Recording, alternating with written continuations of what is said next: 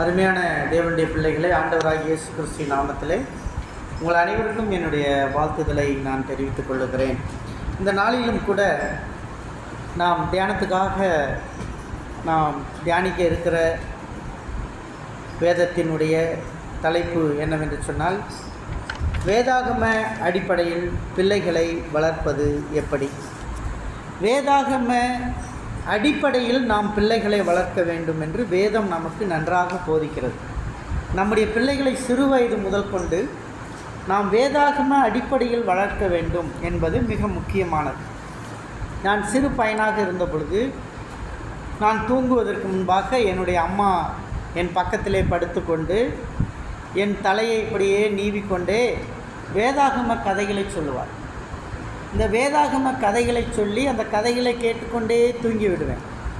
திரும்பி அடுத்த நாளும் அதே போல் ஒரு கதையை ஆரம்பிப்பார்கள். அந்த கதையை பாதியிலே சொல்லி முடிப்பார்கள், நான் தூங்கி விடுவேன்.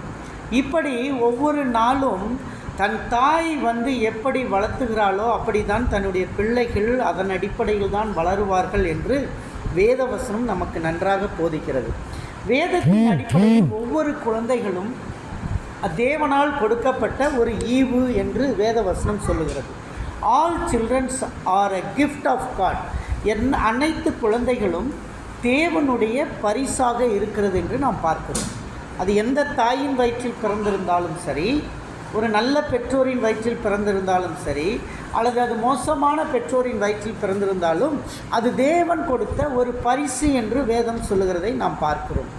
வேதத்தின் அடிப்படையிலே பிள்ளைகளை பராமரிப்பது எப்படி என்பதை குறித்து நாம் பார்க்க போகிறோம்.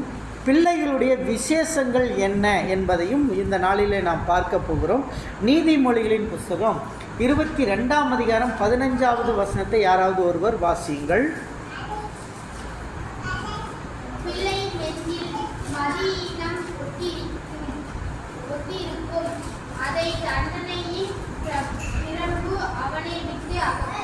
பிள்ளையின் நெஞ்சில் மதியீனம் ஒட்டியிருக்கும், அதை தண்டனையின் பிரம்பு அதை அவனை விட்டு அகற்றும். அருமையான தேவனுடைய பிள்ளைகளே, குழந்தை வளரும் பொழுது சில மதியீனங்கள் இருந்து கொண்டிருக்கும். குழந்தை சிறியவனாய் வளரும் பொழுது சில முட்டாள்தனங்கள் நெஞ்சிலே ஒட்டி கொண்டிருக்கும். சில முட்டாளான காரியங்களை செய்வார்கள் குழந்தைகள், தவறுகளை இழைப்பார்கள்.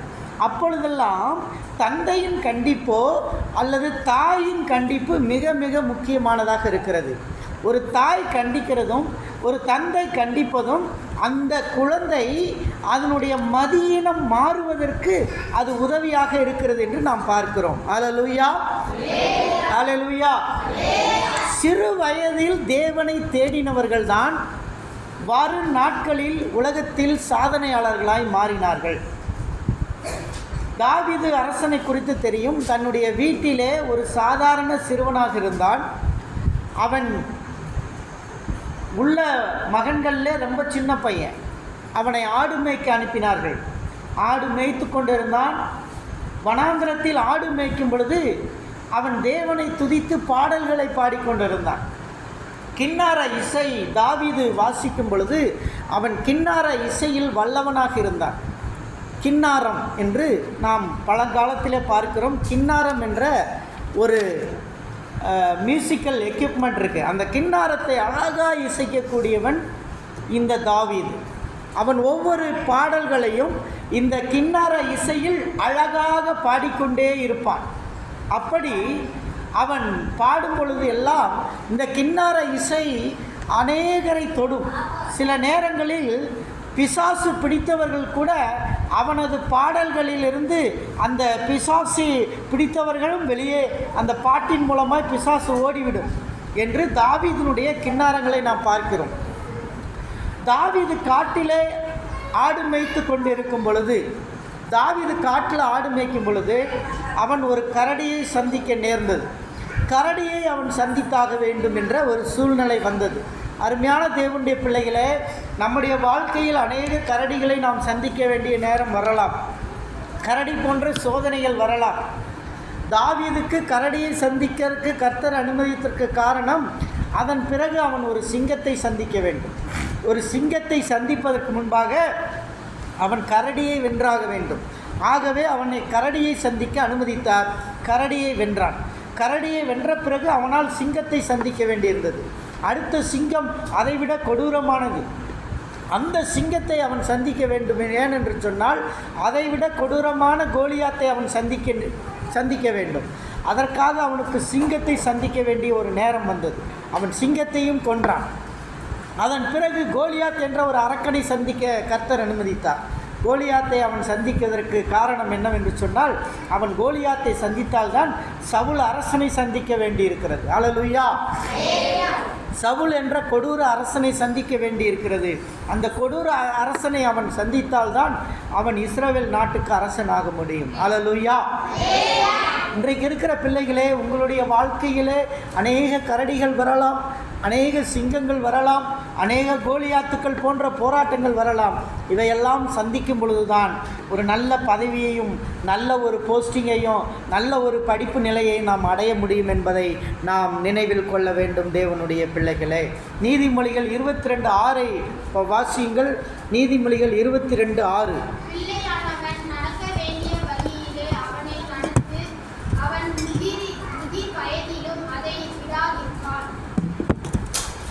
சின்ன வயசில் பிள்ளைகளை கண்டிக்க வேண்டும்.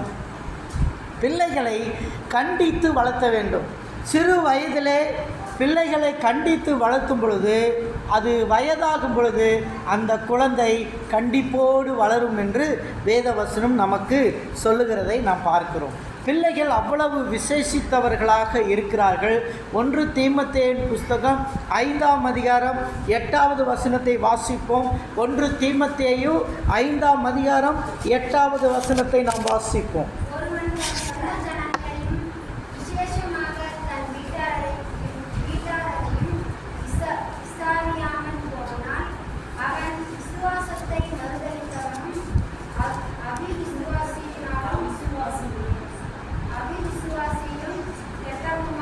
இங்கே பாருங்கள், விசாரிப்பது என்பது ரொம்ப முக்கியமானது. நம்முடைய பிள்ளைகளை நாம் விசாரித்து கொள்ள வேண்டும். தினம் தினம் பிள்ளைகள் என்ன செய்கிறார்கள் என்பதை விசாரித்து கொள்ள வேண்டும். ஒவ்வொரு நாளும் பிள்ளைகள் சரியாக கல்லூரிக்கு போனார்களா, பள்ளிக்கு சென்றார்களா என்பதை கண்காணிக்க வேண்டும், விசாரிக்க வேண்டும். பிள்ளைகளை விசாரிக்கும் பொழுதுதான் பிள்ளைகள் ஒழுக்கமாய் வளர முடியும் என்று வேதம் சொல்லுகிறது.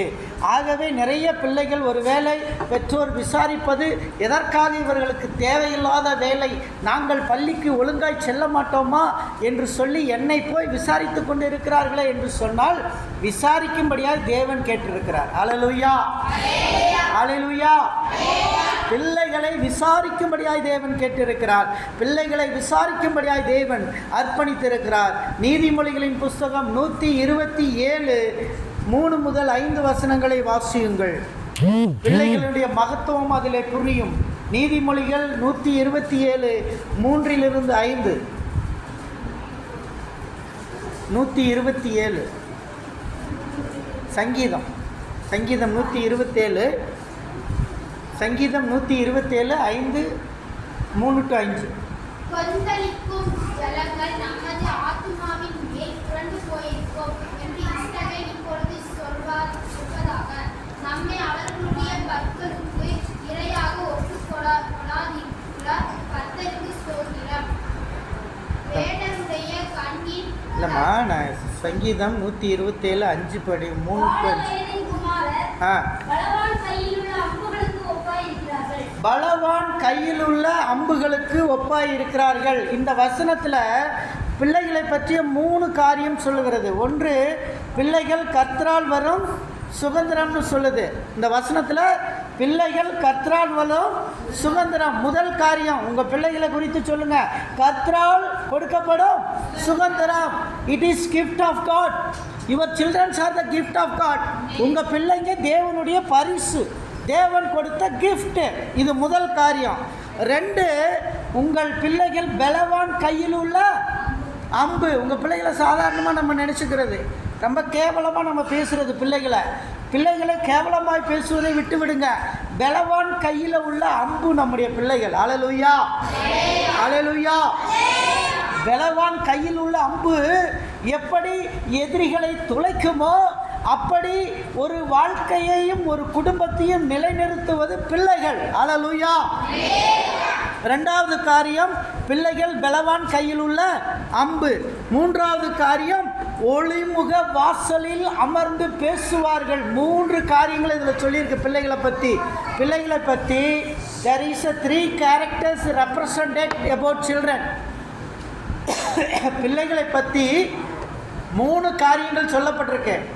முதல் காரியம், பிள்ளைகள் கர்த்தரால் வரும் சுதந்திரம். இரண்டாவது காரியம், பலவான் கையில் உள்ள அம்பு.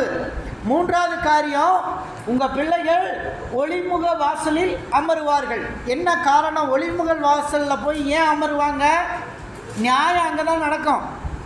சமுதாயத்தில், கிராமங்களில் முக்கியமான பிரச்சனை அங்கே தீர்க்கப்படும். அப்போ உங்கள் பிள்ளைகள் எங்கே போய் அமருவாங்க? பிரச்சனையை தீர்க்கக்கூடிய இடத்துல இருப்பாங்க. அல்லேலூயா, அல்லேலூயா. முதல் காரியம், பிள்ளைகள் கர்த்தரால் வந்த சுதந்திரம் என்று சொல்லுகிறார். இரண்டாவது, பிள்ளைகள் பலவான் கையில் உள்ள அம்பு என்று, புத்திசாலிகள் அறிவாளி என்று கர்த்தர் சொல்லுகிறார். மூன்றாவது காரியம், உன் பிள்ளைகள் உயர்ந்த ஸ்தானத்தை அடைவார்கள் என்பதை 3வது வசனத்திலே சொல்லுகிறார். 3வது வார்த்தையில் என்ன சொல்லுகிறார்? உன் பிள்ளைகள் உயர்ந்த இடத்தை அடைவார்கள், கர்த்தரால் நியமிக்கப்பட்ட பதவியை அடைவார்கள். ஒவ்வொரு பிள்ளைகளுக்கும் ஒரு விதமான அழைப்பை கொடுத்திருக்கிறார் ஆண்டவர். அந்த காலிங்க உன் பிள்ளைங்க சுதந்தரிப்பாங்க. அது ஒளிமுக வாசலை போன்றது. அது அநேகருக்கு பிரயோஜனமானது, அநேகருடைய பிரச்சனைகளை தீர்க்கக்கூடியது, அநேகருக்கு உதவி புரியக்கூடியதாக இருக்கும். அப்படிப்பட்ட பிள்ளைகளை கர்த்தர் உருவாக்கி வைத்திருக்கிறார். இந்த நாளிலே இந்த செய்தியை கேட்டுக்கொண்டிருக்கிற தேவனுடைய பிள்ளைகளே, உன்னுடைய பிள்ளைகளுக்காக கர்த்தரை நன்றி சொல்லுங்கள். அல்லேலூயா, அல்லேலூயா. ஆண்டவரே, என் பிள்ளைகளுக்காய் கர்த்தரை ஸ்தோத்தரிக்கிறேன் என்று சொல்லுவோம். அல்லேலூயா. என் பிள்ளைகளுக்காய் கர்த்தரை ஸ்தோத்தரிக்கிறேன் என்று சொல்லுவோம். தேவனுடைய பிள்ளைகளே, கர்த்தர் அப்படியாய் பிள்ளைகளை நடத்துகிறதை நாம் பார்க்கிறோம். அதே போல நீதிமொழிகள் 22:6 படியுங்கள்.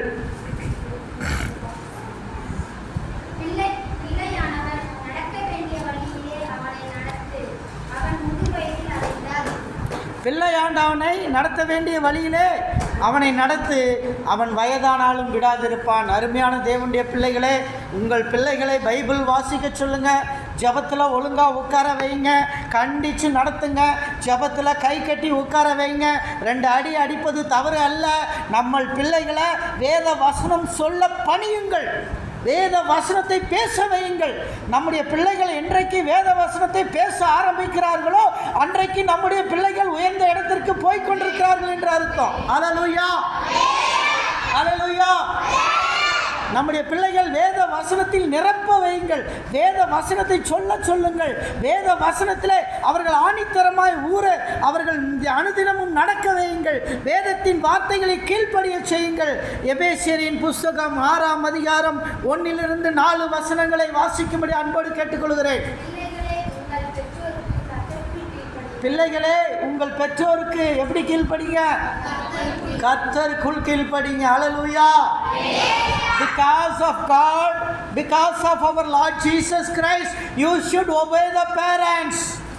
Because of Jesus, you should obey your parents. எதற்காக நாம் கீழ்ப்படிய வேண்டும்? கர்த்தராகிய இயேசுவுக்காக நம்ம கீழ்ப்படியணும். அல்லேலூயா, அல்லேலூயா. அடுத்த வசனம் என்ன சொல்லுது? உனக்கு நன்மை வேணுமா? நீ படிச்சுட்டு இருக்கும்போது உன் ஸ்கூலில் நன்மை வேணுமா? உன்னுடைய கல்லூரியில் நன்மை வேணுமா?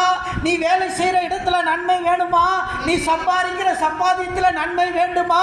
உன் ஆயுசின் நாட்கள் நீடிக்க வேண்டுமா? உன் ஆயுசின் வருஷங்கள் கூட்டி போட வேண்டுமா? நீ யாருக்கு கீழ்ப்படிய வேண்டும்? யாரை கடன் பண்ண வேண்டும்? படிங்க. உன் தகப்பனையும் தாயையும் கனம் பண்ணுவாயாக. அருமையான தேவனுடைய பிள்ளைகளே, எப்போதும் தகப்பனையும் தாயையும் கனம் பண்ணுகிற பெற்றோர்கள் பிள்ளைகள் ஆசீர்வதிக்கப்படுகிறார்கள். If you obey the children, parents, if you obey your daddy, if you obey your mummy, you will be blessed in future. Your future will be blessed one. உன்னுடைய எதிர்காலம் என்ன செய்யும்? ஆசீர்வதிக்கப்பட்டதாக இருக்கும்.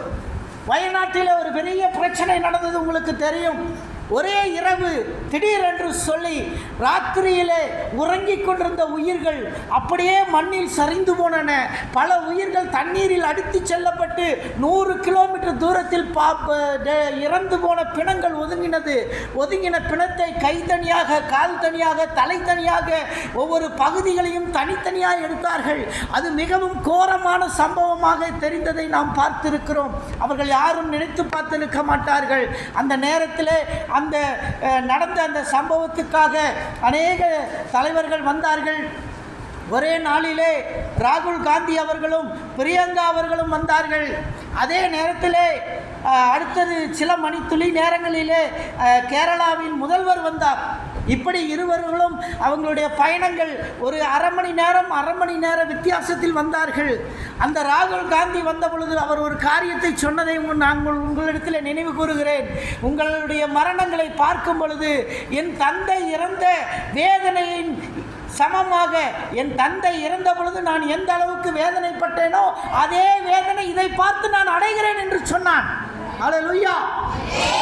அப்படி என்று சொல்லும் பொழுது இன்றைக்கு தேசிய காங்கிரஸில் ஒரு சிறந்த தலைவராக இருக்கிறார். இன்றைக்கு நம்முடைய இந்தியாவினுடைய எதிர்க்கட்சி தலைவர். ஒரு காலத்தில் வருங்காலத்தில் அவர் இந்தியாவினுடைய பிரதமராக ஆகக்கூடிய தகுதி வாய்ந்த ஒரு நபர் சொல்லுகிறார், என் தகப்பனின் மரணம் என்னை எப்படி வேதனை அடைய செய்ததோ அதே போல் வயநாட்டில் உள்ள மக்கள் இறந்த பொழுது அந்த வேதனை என்னை வாட்டியது என்று சொல்கிறார். அந்த நேரத்தில் தன் தந்தையின் மரணத்தை நினைத்து பார்க்கிற ஒரு மனிதனாய் இருக்கிறான். அருமையான தேவனுடைய பிள்ளைகளே, நீங்கள் நினைத்துக் கொள்ளுங்கள், உங்களுடைய பெற்றோர்களை you should respect always, you should respect everywhere, wherever you go you should respect. Jesus has respect when he was lying on the cross. இயேசு கிறிஸ்து சிலுவையில் தொங்கும்போது தன்னுடைய அம்மாவுக்கு மரியாதை கொடுத்ததை நீங்கள் பார்த்திருக்கலாம். இயேசு சிலுவையில் தொங்கிக் கொண்டே இருக்கிறார். அவருக்கு ரத்தம் வடிகிறது, விலா எலும்புகள் எல்லாம் கீறப்பட்டிருக்கிறது, தலையிலே முள்முடி சூடப்பட்டிருக்கிறது.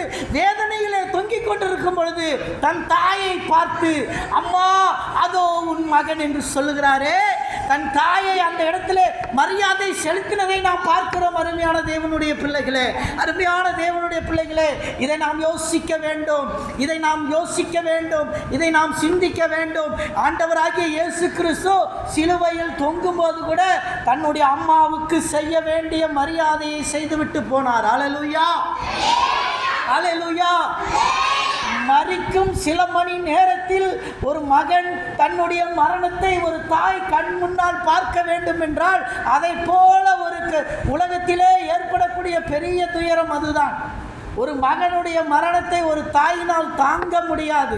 அப்படி தாங்க முடியாத அந்த மரணத்தை குறித்து தான் இந்த இடத்துல சொல்லப்பட்டிருக்கிறதை நாம் பார்க்கிறோம். அருமையான தேவனுடைய பிள்ளைகளே, அந்த நேரத்திலே இயேசு கிறிஸ்து என்ன செய்தார்? அந்த அருமையான தன்னுடைய அம்மாவை பார்த்து, உங்களுக்கு ஒரு மகன் தேவை, இந்த மகன் இந்த உலகத்தை விட்டு போய்விடுவான், ஆனால் உங்களுக்கு ஒரு மகன் வேண்டும், உங்களை பராமரிக்க ஒரு மகன் வேண்டும். ஆகவே என்னுடைய சீடனாகிய யோவானை உங்களுக்கு மகனாக அனுப்புகிறேன், இவன் தான் உன்னுடைய மகன் என்று சொல்லுகிறதை நாம் பார்க்கிறோம். அருமையான தேவனுடைய பிள்ளைகளே, இயேசு கிறிஸ்துவை போல இன்னைக்கு நாமும் அந்த நேரத்திலே எந்த நேரமாக இருந்தாலும் நம்முடைய தாய்மார்களை மதிக்க வேண்டும் என்பதை வேதவசனம் நமக்கு போதித்து கொண்டிருக்கிறது. அதே போல கர்த்தருக்குள் கீழ்ப்படிய வேண்டும் என்று எபேசியர் 6:1 சொல்லப்பட்டிருக்கிறதை பார்க்கிறோம். அதே போல சிறு பிள்ளைகளுக்கு எப்போதும் இடம் கொடுங்கள் என்று ஆண்டவராகிய இயேசு கிறிஸ்து சொன்னதை நாம் பார்க்கிறோம். Mark 10:13-15, mark 10:13-15.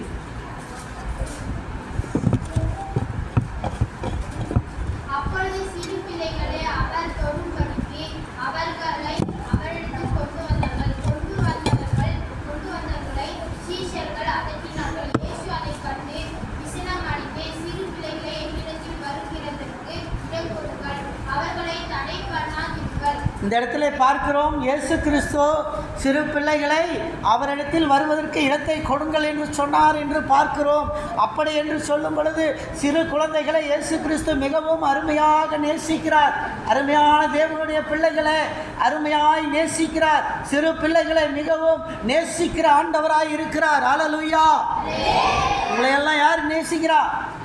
ஏசப்பா நேசிக்கிறாங்க. Jesus loves you.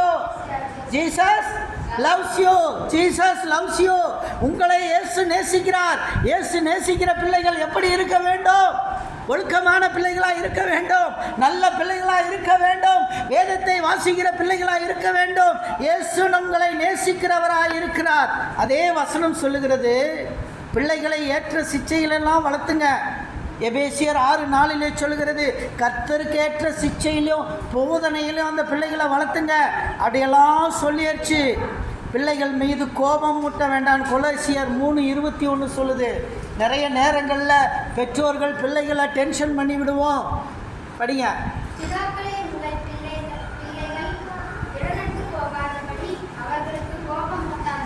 அதிக நேரங்களில் சில நேரங்களில் நாம் கேட்கிற கேள்விகளால், நாம் சில நேரங்களில் அவர்களை துளைக்கிற வார்த்தைகளால் பிள்ளைகள் மிக கோபம் மூடுவார்கள். அப்படியும் பெற்றோர்கள் செய்யக்கூடாது என்று வேதவசனம் சொல்லுகிறதை நாம் பார்க்கிறோம். அநேக நேரங்களில் குழந்தைகள் அடிக்கடி கோபித்துக் கொள்ளுகிறதை பார்க்கிறோம். குழந்தைகள் பெற்றோரிடம் கோபித்துக் கொள்வார்கள். ஆனால் குழந்தைகள் எல்லாத்துக்கும் கோபித்துக் கொள்வார்கள். ஆனால் கோபத்தை பெற்றோர்கள் மூட்டக்கூடாது. ஹல்லேலூயா. ஹல்லேலூயா. நாம் அதை சிந்திக்க வேண்டும். சில நேரங்களில் நாம் என்னுடைய பிள்ளையை நான் கோபம் மூட்டி விட்டேனா, என்னுடைய பிள்ளையை கோபப்பட வைத்து விட்டேனா என்று நாம் சிந்திக்க வேண்டும். ஏனென்று சொன்னால் அநேக நேரங்களில் வேத வசனம் பிள்ளைகளை கீழ்ப்படிய சொல்லுகிறது, பிள்ளைகள் ஒழுங்காய் வளரச் சொல்லுகிறது. அதே நேரம் பெற்றோர்கள் அன்பாய் இருக்க வேண்டும். பிள்ளைகளின் மீது கோபப்படாதீர்கள், கோபத்தை மூட்டாதீர்கள் என்று சொல்லுகிறது. அநேக நேரங்களில் பெற்றோர்கள் பேசுகின்ற வார்த்தைகள் பிள்ளைகளை கோபத்தை மூட்டும் என்று நாம் பார்க்கிறோம். ஹல்லேலூயா. ஹல்லேலூயா.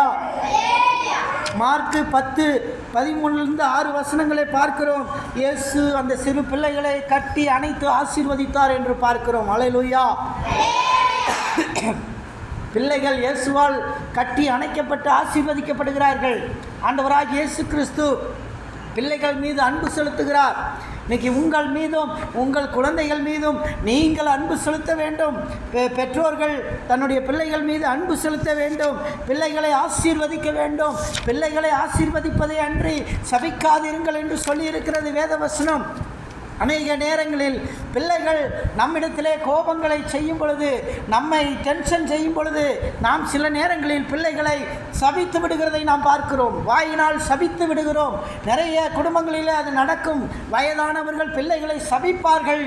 சில நேரங்களில் பாட்டி தாத்தாவினிடம் போய் பிள்ளைகள் விளையாட்டாக செய்கின்ற சில காரியங்களில் பிள்ளைகளை சபிப்பார்கள். அநேக நேரங்களில் அப்படியாக முதியோர்கள் சபிக்கும் பொழுது அந்த சாபம் பிள்ளைகள் மேல் வந்துவிடும் என்பதற்கு எச்சரிக்கை உள்ளவர்களாக இருக்க வேண்டும். நம்முடைய பிள்ளைகளை ஒருபோதும் சபிக்க கூடாது. ஹல்லேலூயா. ஹல்லேலூயா.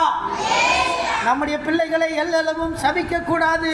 நாம் எப்பொழுதும் ஆசீர்வதிக்கிறதை அன்றி சபியாதிருங்கள் என்று நாம் சொல்லியிருக்கிறோம். நம்முடைய பிள்ளைகளை நிறைய பேர் நம்ம பார்த்துருக்கிறோம். பிள்ளைகளை நிறைய பேர் வாதியார் சபிப்பார். வாதியார் எப்படி சபிப்பார்? நீ ஒன்றுக்கும் லாய்க்கில்லை, நீ மாடு மேய்க்க தான் லாய்க்கு என்றுவார். இப்படி வாதியார் சபிப்பதை பார்க்கும் பொழுது, நான் சிறு பையனாக இருக்கும் பொழுது பள்ளியிலே படிக்காத மாணவனை நீ மாடு மேய்க்க தான் லாய்க்கு என்று வாதியார் அடிக்கடி சொல்லுவார். உன் மண்டையில் என்ன களிமண் இருக்கிறதா என்று சொல்லுவார். ஆனால் ஒரு நாளிலே பார்த்தால் அந்த மாணவன் மாடு மேய்த்து கொண்டிருந்தான். அவன் மாடு மேய்த்து கொண்டிருந்தான். நான் பார்த்தேன், இந்த வாதியார் அவனை பார்த்து அடிக்கடி நீ மாடு மேய்க்கத்தான் லாய்க்கு என்று சொன்னார். ஆனால் அவன் மாடு மேய்த்து கொண்டு இருக்கிறானே என்று நான் அவனை பார்த்தேன். அடுத்த ஒரு 10 வருஷம் கழித்து பார்த்தா அவன் ஒரு 50 மாடை வச்சு ஒரு பெரிய பண்ணையை ஆரம்பிச்சிட்டான். மாடு மேய்ச்சவன் பண்ணையாராக மாறிட்டான். பாருங்க, அவன் பண்ணையாராக மாறி இருக்கான். அந்த வாதியார் ஒரு நல்ல ஆசீர்வாதத்தை கொடுத்துருந்தாருந்தா அவன் படிப்புலேயே பண்ணையாராக இருப்பான். ஹல்லேலூயா. ஹல்லேலூயா. ஆனால் அவனை இப்படி நடத்தினதினாலே அவன் கடைசியாக மாட்டுப் பண்ணைக்கு அதிபதியாக மாறினான். அருமையான தேவனுடைய பிள்ளைகளை அற்பமாக எண்ண வேண்டாம். பிள்ளைகளை ஆண்டவராகிய இயேசு கிறிஸ்து நேசிக்கிறார். யோவான் 3:16 சொல்லுகிறது, தேவன் தம்முடைய ஒரே பேரான குமாரனை விசுவாசிக்கிறவன் எவனோ அவன் கெட்டு போகாமல் நித்திய ஜீவனை அடைபடிக்கு அவனை தந்தரளி இவ்வளவாய் உலகத்தில் அன்பு கூர்ந்தார். ஆண்டவராகிய இயேசு கிறிஸ்துவை பிதா நேசிக்கிறதை நாம் பார்க்கிறோம். தன்னுடைய ஒரே பேரான குமாரனை தந்தரளி உலகத்தில் அன்பு கூர்ந்தார் என்று வேதவசனம் சொல்லுகிறது. இயேசு கிறிஸ்துவை இந்த பூமிக்கு கொடுத்து ஆண்டவர் நம் மீது அன்பு கூர்ந்தார் என்று நாம் வேதவசனத்திலே வாசிக்கிறோம். ஆகவே அருமையான தேவனுடைய பிள்ளைகளே, பிள்ளைகள் ஒழுக்கமுள்ளவர்களாய் வளருங்கள். பெற்றோர்கள் பிள்ளைகளை கோபம் முட்ட வேண்டாம். 2 காரியங்களை சொல்லி இருக்கிறது. இன்னொரு காரியத்தை நான் சொல்லுகிறேன். அம்மா பிள்ளையின் உறவை குறித்து நான் இந்த நாளிலே பேச போகிறேன். இந்த அம்மாவின் பிள்ளைகளுக்கும் உள்ள மதர் அண்ட் சைல்டு ரிலேஷன்ஷிப் வேதவசனம் என்ன சொல்லுகிறது? பிள்ளை வளர்ப்பிலே எப்படி நாம் வளர்த்த வேண்டும்? 2 சாமுவேலின் புஸ்தகம் 12ஆம் அதிகாரம் 3வது வசனத்திலே சொல்லுகிறது, அம்மாவும் பிள்ளைகளும் எப்படி இருக்க வேண்டும். 12:3 தரித்திரனுக்கோ தான் கொண்டு வளர்த்த ஒரே ஒரு சின்ன ஆட்டுக்குட்டியை வேறொன்றும் இல்லாதிருந்தது. அது அவனோடும் அவன் பிள்ளைகளோடும் கூட இருந்து வளர்ந்தது. அல்லேலூயா. பாருங்கள், ஒரு தாய் தன் பிள்ளையை எப்படி வளர்க்கிறார் என்று, தான் வைத்திருக்கிற என்ன இருக்கிறதோ அதனோடு ஒரு தாய் வளர்க்கிறார் என்று சொல்லி பார்க்கிறோம். தாயையே கொன்ற மகன்கள் வேதத்திலே உண்டு. 1 ராஜாக்களின் புஸ்தகம் 3ஆம் அதிகாரம் 17 முதல் 21 வசனங்களை வாசித்தீர்கள் என்றால், ஒரு தாயையே பிள்ளைகள் சேர்ந்து கொன்று விடுவார்கள் என்று நாம் பார்க்கிறோம். சில நேரங்களில் அப்படி கோபத்தை மூட்டுகிறவர்களாக இருக்கக்கூடாது. பிள்ளைகளுக்கும் அம்மாவுக்கும் உள்ள உறவு ஒரு மரியாதைக்குரிய உறவாக இருக்க வேண்டுமே தவிர கொலையோ அடித்தலோ இப்படிப்பட்ட காரியத்தில் வரக்கூடிய உறவாக இருக்கக்கூடாது என்று இந்த வசனத்திலே தெளிவாய் சொல்லுகிறதை நாம் பார்க்கிறோம். அடுத்ததாக ஒரு மெய்ப்பனை போல 1 சாமுவேலின் புஸ்தகம் 40:11 சொல்லுகிறது, ஒரு தாய் எப்படி ஒரு மெய்ப்பனை மேய்ப்பதை போல தன் பிள்ளைகளை மேய்த்து கொண்டிருக்கிறார். எல்லா நேரமும் தன் பிள்ளையை எப்படி தாளாட்டும் பொழுது முதல் கொண்டு அவள் தாளாட்டுகிறாள். ஏசாயாவின் புஸ்தகம் 66ஆம் அதிகாரம் 12வது வசனத்தை வாசியுங்கள். ஏசாயா 66:12 வாசியுங்கள்.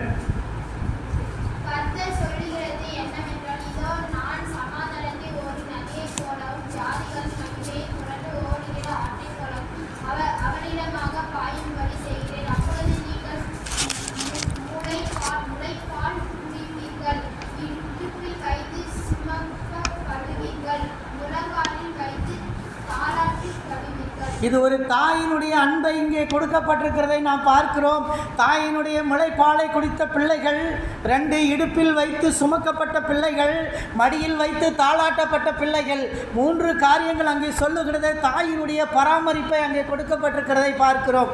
தந்தைகளுக்கு அப்படியான விசேஷமான பராமரிப்பு கொடுக்கவில்லை, ஆனால் குழந்தைகளுக்கு தாயினுடைய பராமரிப்பு கொடுக்கப்பட்டிருக்கிறது. அது தாய்க்கு ஃபீடிங் கொடுக்கப்பட்டிருக்கிறது, பால் கொடுக்கப்படுகிறது, ஒரு அன்பை குறித்து அங்கே கொடுக்கப்பட்டிருக்கிறது. அடுத்து அந்த தாய் இடுப்பிலே தன் மகனை சுமந்தாள் என்று சொல்லி கொடுக்கப்பட்டிருக்கிறது. அடுத்ததாய் மடியில் வைத்துதான் அவனை தாளாட்டி தூங்க வைத்தாள் என்று சொல்லி பார்க்கிறோம். இப்படிப்பட்ட ஒரு அன்பான தாயையும் ஒவ்வொரு பிள்ளைகளுக்கும் இந்த உலகத்திலே தேவன் கொடுக்காமல் இல்லை. அல்லேலூயா, அல்லேலூயா. அப்படியாக தாய்க்கும் பிள்ளைக்கும் உள்ள உறவு என்பது நாம் கர்த்தரோடு சேர்ந்து நாம் செய்யக்கூடிய ஒவ்வொரு காரியத்தையும் நாம் தெரிந்து கொள்ள வேண்டும். அடுத்ததாக ஆதியாகமம் புஸ்தகம் 48:12 பிள்ளைகள் பெற்றோரை வணங்குகிறதை குறித்து நாம் வேதவசனம் தெளிவாக சொல்லுகிறது. பிள்ளைகள் பெற்றோரை வணங்கினார்கள் என்று நாம் பார்க்கிறோம். அருமையான தேவனுடைய பிள்ளைகளே, பெற்றோர்களை வணங்குதல் என்பது மிகவும் முக்கியமான காரியம். பெற்றோர்களுக்கு மரியாதை செலுத்துவது என்பது முக்கியமான காரியம். நீங்கள் அப்படி இருக்கும் பொழுது தேவன் உங்களை மென்மேலும் ஆசீர்வதிக்கிறவராய் இருக்கிறார் என்று வேதத்திலே பார்க்கிறோம். சாமுவேல் என்ற சிறுவனை தன்னுடைய அம்மாவாகிய அன்னாள் வளர்த்தினார். குறிப்பிட்ட வயது வரை வளர்த்திவிட்டு அவனை கொண்டு போய் சர்ச்சிலே விட வேண்டி இருந்தது. சர்ச்சிலே விடுவதற்கு முன்பாக அவனை 8 வயது சிறுவனாக இருக்கும் பொழுது அவனை சிறு வயதிலே வளர்த்தினார். 8 ஆண்டுகள் தான் வளர்த்தியிருந்தார். அந்த 8 ஆண்டுகள் என்னத்தை சொல்லிக் கொடுத்தாரோ அதைத்தான் அவனுடைய வாழ்க்கை முழுவதிலும் அவன் கடைபிடித்ததை நாம் பார்க்கிறோம். அல்லேலூயா. ஆகவே சாமுவேல் என்பவன் அவனை குறித்து நாம் பார்ப்போம் என்று சொன்னால், இஸ்ரவேல் நாட்டினுடைய ஒரு கிங் மேக்கர் என்று சொல்லுவார்கள் சாமுவேலை. ராஜாக்களை உருவாக்குறவர் என்று சொல்லுவார்கள்.